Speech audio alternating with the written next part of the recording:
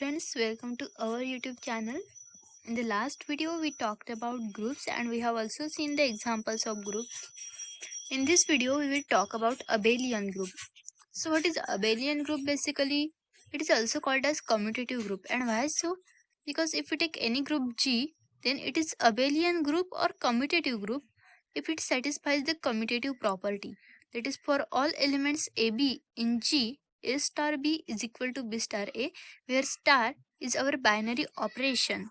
So it is also called as commutative group because it satisfies the commutative property.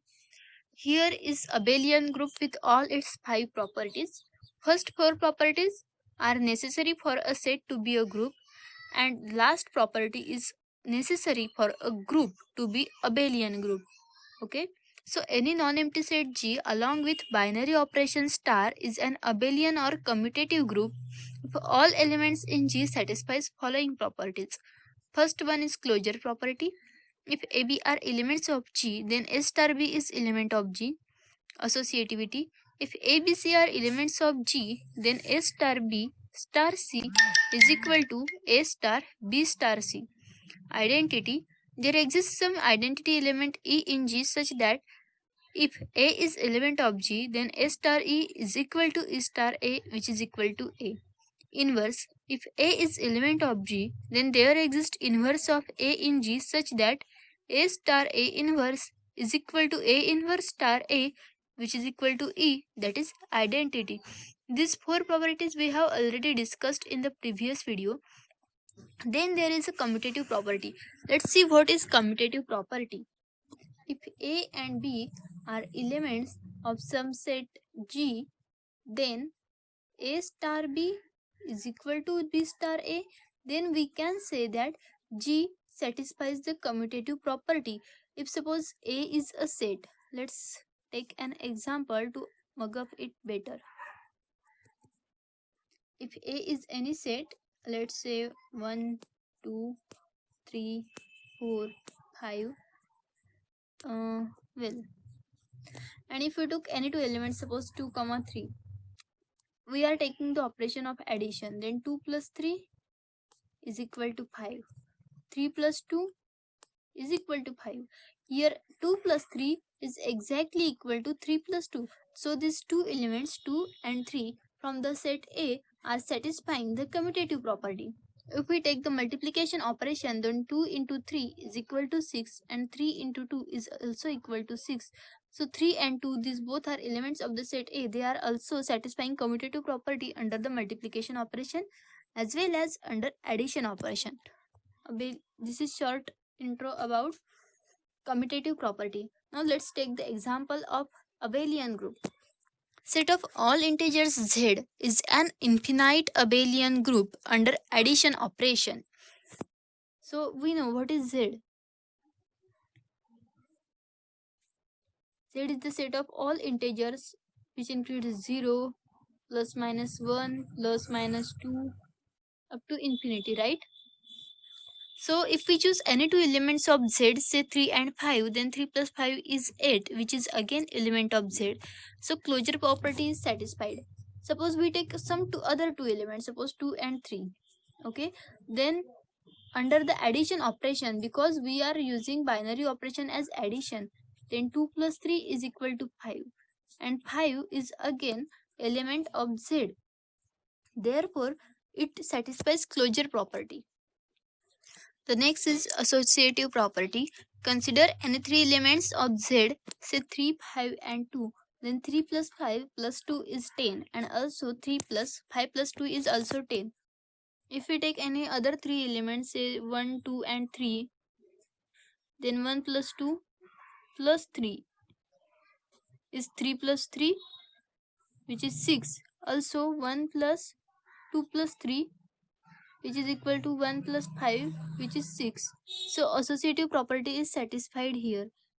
The next is identity property. Existence of identity element. The identity element is 0, as 0 is element of the Z, that is set of integers, and any integer added to 0 gives the same number. The same integer we get as we add any integer in 0. Consider 3, then 3 plus 0 is equal to 0 plus 3, which is equal to 3. Therefore identity property is satisfied. Next property is existence of inverse element. So for every element A of Z, there exists an element A inverse in Z under addition operation such that A plus A inverse is 0. Consider 3 and minus 3, then 3 plus minus 3 is 0, which is identity element. So minus 3 is inverse here. And then next property remains is commutative property. So we have taken the set Z of integers which consist of elements 0, plus or minus 1, plus or minus 2 up to infinity. Then if we took n true elements, say 3 and 2, then 3 plus 2 is equal to 5. Also 2 plus 3 is equal to 5. So a plus b is equal to b plus a. Therefore commutative property is held here. Therefore set of all integers z is an infinite abelian group under the addition operation. Let's see some more examples. The set of all rational numbers q is infinite abelian group under addition operation. We are using addition operation. Note that here identity element is 0 and inverse of any a upon b is minus a upon b, where b is non-zero and a and b are elements of q. So we are considering the set of rationals which is denoted by q, which is set of all p by q where q is non-zero. So if we took any two rationals, say 1 by 3 and 2 by 3, so we are taking addition as binary operation, so its sum is 3 by 3, which is again a rational number. So it is closure. For associative property, if we take 1 by 3, 2 by 3 and 3 by 3, then 1 by 3 plus 2 by 3 plus 3 by 3, which is equal to 1 plus 3 by 3, which is again equal to 2. Also if we write it likewise, 1 by 3 plus 2 by 3 plus 3 by 3, so 3 plus 2 is 5 by 3, 1 by 3 plus 5 by 3, which is 6 by 3, which is 2. So associative property is satisfied here. Next property is existence of identity element, and identity element here is 0, because if we take any rational number, suppose 3 by 2, then 3 by 2 plus 0 will give us 3 by 2. If we will take minus 5 by 2, then minus 5 by 2 plus 0 will again give us minus 5 by 2. So this tells us that 0 is the identity element. The next property is of existence of inverse element. If we take 3 by 2, then there exists some element in set of rationals q such that when we will add that element, we will get identity element as 0, and that element here is minus 3 by 2 for 3 by 2. If we add minus 3 by 2 with 3 by 2, we will get identity element as 0. If we take minus 5 by 2, then if we will add 5 by 2 in it, we will get 0. So 5 by 2 is inverse of minus 5 by 2. Therefore inverse also exists in the set of, as first four properties are satisfied, therefore q is a group. Now to check whether q is abelian or non-abelian, if we took any two elements of set q, set say 5 by 2 and 3 by 2, when we will add them, we will get 8 by 2. And if we do 3 by 2 and 5 by 2, again adding them, we will get 8 by 2. So here a plus b is equal to b plus a. Therefore q is abelian group. The next example is set of all positive rational numbers q plus.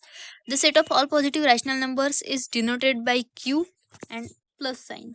Is an infinite abelian group under multiplication operation. Here the identity element is 1 and inverse element for any upon b is b by a, where a, b are elements of. Here we are taking q as the set of all p by q, where q is non-zero and p, q both are positive. So if we took multiplication operation as the binary operation, then if we took any two elements from the set, say 3 by 2 and 2 by 3, and multiply them, we will get 6 by 6, which is again a rational number, so it is closure.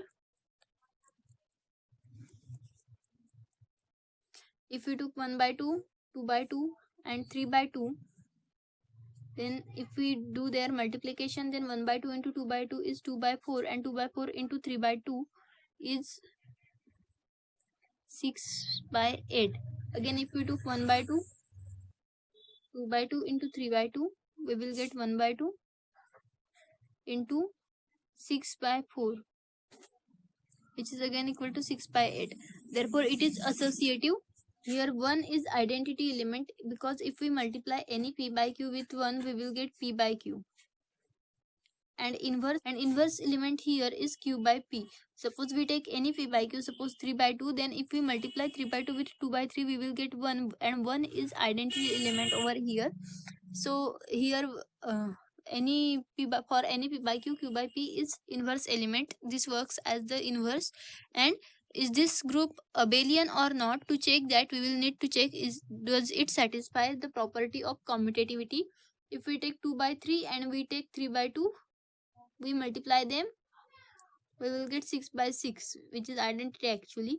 And if we take 3 by 2 and multiply it with 2 by 3, we will again get 6 by 6, which is again identity. Therefore, this shows that this set also satisfies the commutative property. Therefore, set of all positive rational numbers under multiplication operation is abelian group. Then in previous examples, we considered the group of all positive rational numbers under multiplication operation.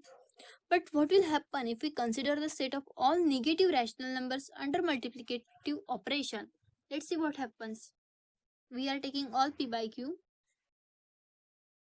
set of all p upon q, where q is non-zero and p, q both are negative. So here we are taking multiplicative operation. So here we will firstly face the problem in closure property, because if we take minus 3 by 2 and minus 2 by 3, multiplying them, we will get 6 by 6, which is 1, and 1, that is 1 by 1, which is greater than 0, and it is positive. So we can't consider, so it is not satisfying the closure property, therefore it can't be a group. And here we have explained the same thing, that suppose q minus is the set of all negative rational numbers. Let minus a upon b and minus c upon d be the elements of set of all negative rational numbers. Then minus a upon b into minus c upon d will be give ac upon bd, which is a positive number and hence not an element of set of all negative rational numbers. Therefore, q minus is not a group under multiplication operation, as it does not satisfy the closure property. So the summary of today's lecture was that we see about abelian groups. What is abelian group? It is also called as commutative group, which satisfy all 4 properties of a group, and one more property, that is commutative property. Then we see the example, the set of all integers z is an abelian group under the addition operation. We see how it works, and then we see one more example, that is set of all rational numbers q is an infinite abelian group under the addition operation. Then we also see that the set of all positive rational numbers q plus is an infinite abelian group under multiplicative operation. We also see that why we consider only q plus, that is set of all positive rational numbers, and we don't consider the set of all negative rational numbers, as it makes the contradiction, so it is not a group. So in the next video, we will see some more aspects of groups, some more types of groups. Basically, we will talk about non-abelian groups. So do like, share and watch next video. Thank you.